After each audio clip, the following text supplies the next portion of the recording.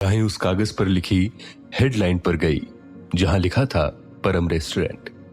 बुआ जी ने उस कागज को ठीक से खोला और नीचे जब देखा तो स्पष्ट शब्दों में लिखा था 4 प्लेट ढोकले, 1 केजी फाफड़े।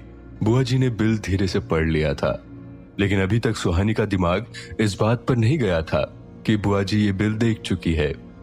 सब लोग मजे से अहमदाबाद वाली कालिंदी बुआ के फेवरेट ढोकले और फाफड़े खा रहे थे और सुहानी सबसे अपनी तारीफ सुन सुन के खुशी से फूले नहीं समा रही थी। सब लोगों ने अच्छे से खा पी लिया तो बुआ जी ने सुहानी को देखते हुए कहा, सुहानी बहू, फाफड़े और ढोकले तो काफी अच्छे थे और इसे खाने के साथ साथ हमें इसकी रेसिपी भी मिल चुकी है, पर हाँ, चाय की रेसिपी हमें नहीं मिली कि चाय कैसे बनाई तुमने। सुहानी ने ध्यान से बुआ जी को देखते हुए कहा, क्या बुआ जी, मैं समझ नहीं पाई आप क्या कहना चाहती हैं। अरे हमारे कहने का मतलब है कि ढोकले के साथ ये परम रेस्टोरेंट का बिल जो तुमने हमें परोसा है ना, उससे हमें पता चल गया है कि ढोकले और फाफड़े तुमने कैसे बनाए थे। लेकिन इसके साथ साथ उस रेस्टोरेंट का बिल भी हमें दे देती जहां से तुमने ये चाय मंगवाई है, क्योंकि ये चाय भी तुम्हारे हाथों की दूर दूर तक नहीं लगती। अब सुहानी की शक्ल पर 12 बज चुके थे। बुआ जी उठी और सुहानी का हाथ पकड़कर बिल रखते हुए कहा, सुहानी बहू, वैसे तो हमें तुमसे यही आशा थी कि ये सब तुम्हारे बस का नहीं है और तुमने जो किया है ये भी तुम्हारे लिए कोई नई बड़ी बात नहीं है। हम तुम्हारी हरकतें देख चुके हैं, पर अब तुम हमारी एक बात ध्यान से सुन लो कि ढोकले बनाना चाहे सीखो या ना सीखो, पर आज से ही हमें बुआ दादी बनाने की प्रैक्टिस शुरू कर दो। और हाँ, जब तक हम ये खुशखबरी नहीं सुन लेते तब तक हम यहां से जाने वाले नहीं हैं। सुहानी ने इतना सुना तो पैर पटकती हुई अपने कमरे में चली गई। अविका उसे रोकती ही रह गई पर उसने किसी की भी नहीं सुनी। अविका ने बुआ जी के करीब आते हुए कहा, बुआ जी, आपने भी क्या कह दिया सुहानी भाभी से? भला इस तरीके से वो खुद को प्रेगनेंसी के लिए तैयार कर पाएंगी? आपने नतीजा देखा, जब आपने जबरदस्ती की तो उन्होंने सारा खाना होटल से मंगवा लिया। बच्चे के लिए तो कोई ऐसा नहीं कर सकता ना, इसीलिए उन्हें मेंटली प्रिपेयर होना पड़ेगा। जब तक वो खुशी खुशी इस बात के लिए राजी नहीं होती तब तक कुछ भी नहीं हो पाएगा। अविका, पिछले 4 वर्षों में हमने देख लिया है कि खुशी खुशी तो वो सिर्फ खरीदारी करना और ब्यूटी पार्लर जाना ही पसंद करती है। अविका बोली, आप सही कह रही हैं, पर फिर भी जब तक वो राजी नहीं होती या हम उन्हें राजी नहीं कर लेते तब तक कुछ नहीं हो सकता ना, और आपकी नाराजगी से तो कुछ भी नहीं होगा। जैसे ही अविका ने ये बात कही कि बुआ जी के दिमाग की बत्ती चली। उन्होंने आंखें फाड़ते हुए अविका की आंखों में देखकर कहा, हाँ, ये बात तुमने बिल्कुल सत्य कहा है कि सुहानी को खुद मानसिक रूप से तैयार होना पड़ेगा। तो अब देखो हम कैसे सुहानी बहू को इस बात के लिए मानसिक रूप से तैयार करते हैं। हम सुहानी के दिमाग में गर्भवती होने का ऐसा कीड़ा पैदा करेंगे जो उसे काटे बिना नहीं रह पाएगा और वो खुद कोशिश करेगी कि वो जल्द से जल्द गर्भवती हो जाए। हाँ, ठीक है बुआ जी, जैसा आपको ठीक लगे। खैर, अगर ऐसा है तो हम सबको खुशी होगी। अच्छा बुआ जी, अब मैं और यूवी चलते हैं। कहते हुए अविका ने इजाजत लेनी चाहिए। तभी सविता ने रोकते हुए कहा, ऐसे कैसे बेटा? तुम्हें हमने डिनर पर बुलाया है और डिनर करके तो तुम्हें जाना ही होगा।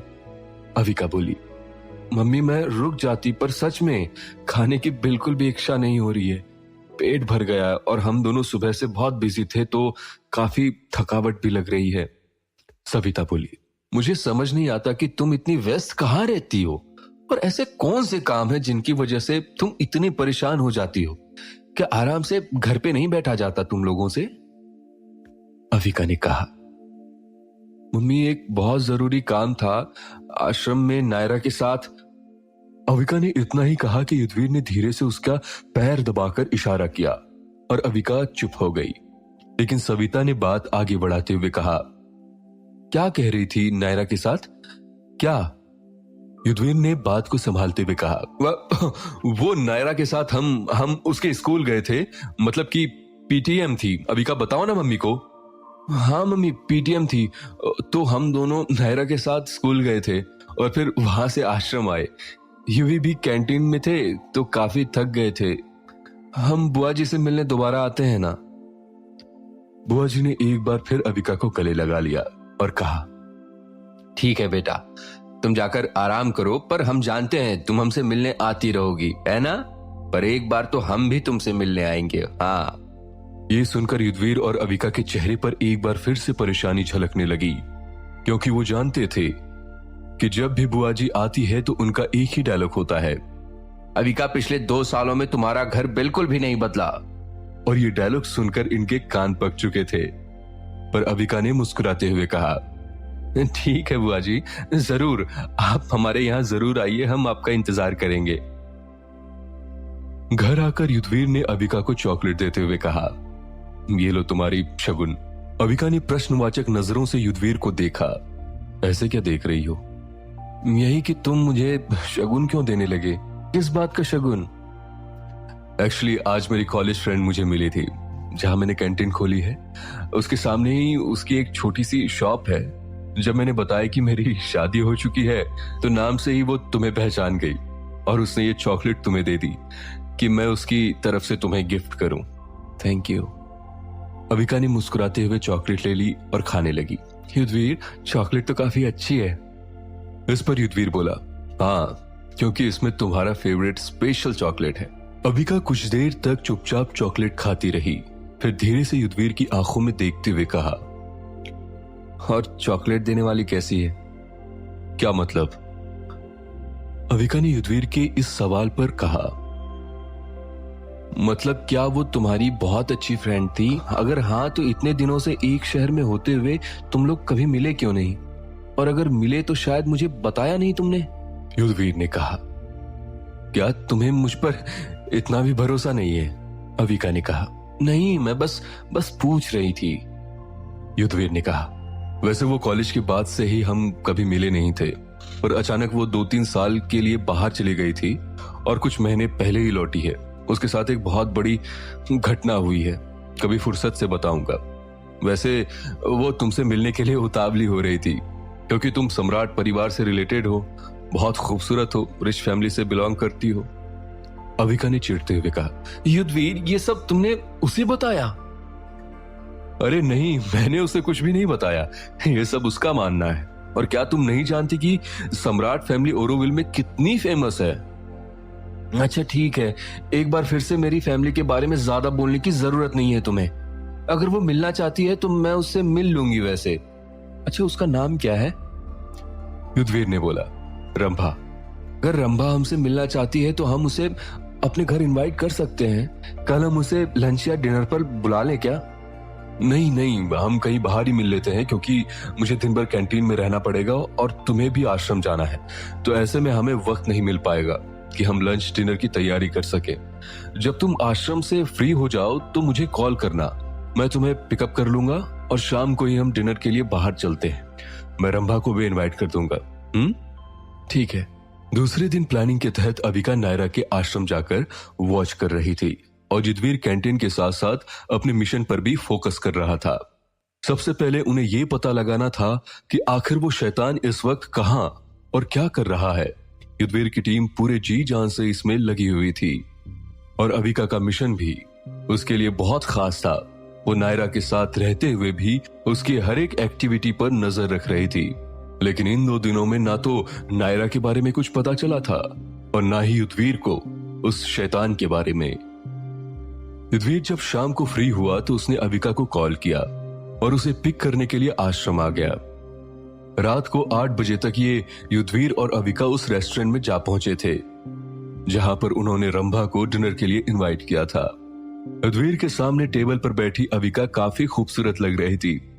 हवा में लहराते उसके बाल और एक बहुत ही खूबसूरत सा ब्लैक आउटफिट उसने पहना था, जिसमें उसका खूबसूरत फिगर और भी खूबसूरती से उभर कर आ रहा था। युद्धवीर की निगाहें उससे हटने का नाम ही नहीं ले रही थी। तभी अचानक इन दोनों के कानों में रंभा की आवाज आई, हाय युद्धवीर। हाय अविका। आज रंभा भी कुछ बदली हुई और खूबसूरत लग रही थी। उसने लाइट पिंक सूट और उस पर व्हाइट दुपट्टा ओढ़ रखा था। उसकी गोद में वो बच्चा भी था अविका को रंभा के बारे में अभी तक कुछ भी नहीं पता था। युद्धवीर ने रंभा का इंट्रोडक्शन अविका से करवाया तो अविका कुछ हैरान से उसकी तरफ देखने लगी। रंभा समझ गई थी कि अविका के मन में क्या उधेड़बुन चल रही है। जब तीनों अपनी टेबल पर जाकर बैठ गए तो रंभा ने अविका को बताया, अविका, तुम मुझे नहीं जानती, मैं युवी की फ्रेंड हूँ, लेकिन मैं तुम्हें बहुत पहले से जानती हूँ। मैं क्या, ओरोविल में शायद ही कोई ऐसा होगा जो तुम्हें नहीं जानता होगा। तुम तो हो ही इतनी खूबसूरत और प्यारी, और सम्राट फैमिली से तो भला तुम्हें कौन नहीं जानेगा। और तुम्हारी दादाजी मिस्टर लॉर्ड जी सम्राट, वो तो इस शहर के रईसों के साथ साथ एक अच्छे इंसान के रूप में भी जाने जाते थे, पर उनके साथ जो हुआ, आई एम सॉरी, मैं ये बात लेकर बैठ गई। रंभा का चेहरा देखकर अविका समझ गई थी कि वो टूटी हुई है और उदास दिख रही है, और जरूर इसके पीछे कोई ना कोई वजह जरूर है। इसीलिए अविका उसे ज्यादा कुरेदना नहीं चाहती थी। अब कुछ देर बाद ही टेबल पर सूप के साथ स्टार्टर आ चुका था और तीनों धीरे धीरे खाते हुए बातें करने लगे। अविका अपने बारे में रंभा को काफी कुछ बता चुकी थी, अपने काम, ओरोविल में चल रही शूटिंग और अपनी दोस्त समारा के बारे में। और रंभा सारी बातें ध्यान से सुन रही थी। उसे युद्धवीर और अविका का साथ काफी अच्छा लग रहा था। बहुत दिनों बाद रंभा को ये फील हो रहा था कि उसका कोई अपना है जो उसे समझ सकता है और इन फ्यूचर शायद उसकी हेल्प भी कर सकता है। तीनों ने डिनर शुरू भी कर दिया था। डिनर काफी अच्छा था और भूख भी ज्यादा थी, इसलिए डिनर भी जल्दी से खत्म ही होने वाला था और सबका पेट भी लगभग भर चुका था। लेकिन पूरी तरह से डिनर खत्म करते तभी बाहर से शोर सुनाई दिया। किसी के चिल्लाने की आवाजें आ रही थी, पर ठीक से समझ में नहीं आ रहा था कि आखिर हो क्या रहा है। युद्धवीर ने जैसे ही शोर सुना कि चेयर खसकाते हुए खड़ा हुआ और बाहर की तरफ भागा। जब वहां जाकर देखा तो 4-5 लड़के एक लड़की के पीछे पड़े हुए थे। कभी उसका हाथ पकड़ रहे थे तो कभी उसका बैग छीन रहे थे और कभी उस पर भद्दे कमेंट कर रहे थे। लड़के दिखने में बहुत नालायक थे, जंगली और खतरनाक थे। उनके पास रिवॉल्वर भी था। ये देखकर वहां खड़े लोगों में से कोई भी उस लड़की को बचाने की कोशिश नहीं कर रहा था। वो डरी, सहमी और घबराई हुई सबकी तरफ लाचार नजरों से देखती हुई हेल्प मांग रही थी, लेकिन कोई भी आगे जाने के लिए तैयार नहीं था। युद्धवीर को असली माजरा तो समझ में नहीं आया कि क्या है, पर यह तो साफ साफ दिख रहा था कि वो 5 लड़के जो देखने में क्रिमिनल लग रहे थे, उस लड़की को बुरी तरह परेशान किए जा रहे थे। वो उसके साथ छेड़छाड़ भी कर रहे थे, कभी उसका हाथ पकड़ रहे थे तो कभी उसकी कमर में हाथ डाल रहे थे।